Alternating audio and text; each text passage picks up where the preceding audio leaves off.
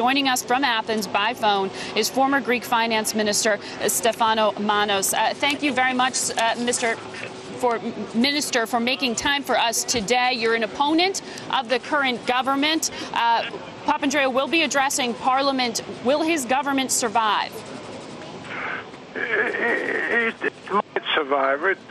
Normally it would not survive, but with Papandreou and this particular party, you never know. I wouldn't bet either way yet. As I said, normally one should expect that he should go.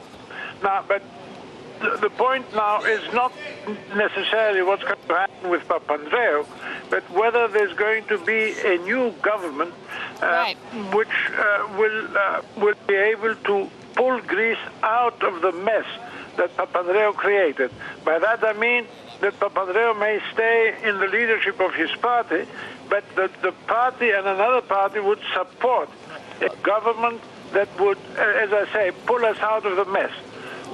Minister, what the global markets are concerned about is not who is in that seat, but whether who's in that seat will honor the commitments that were hammered out in the Eurozone debt deal thus far. Will any new government, even an interim one, abide by those agreements?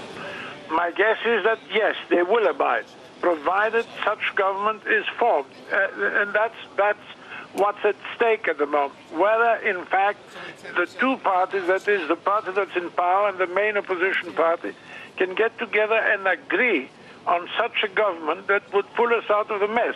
And I hope they do, but we will know a lot more by tomorrow. Sir, from the finance minister's position, you've been in this government before. When you look at the bond market right now, you've got yields above 100%. I mean, these are financial difficulties and strain that would make it impossible for Greece to grow without severe austerity. Will the public support that? Well, there's constant talk of austerity. Greece, the country, has a tremendous wealth in assets, which so far the socialist government has refused to sell or dispose of. But if you cannot collect taxes and bring in revenue to the Greek state under the former government, under the current government, how can a future one do that? How can you assure the global markets that that is possible? By going out and collecting taxes. It's not impossible. It's done all over the world. It's very much a question that the government in place has the political will to do it. But listen to what I'm saying. Greece could slash its debt to half what it is by selling assets. The assets are here.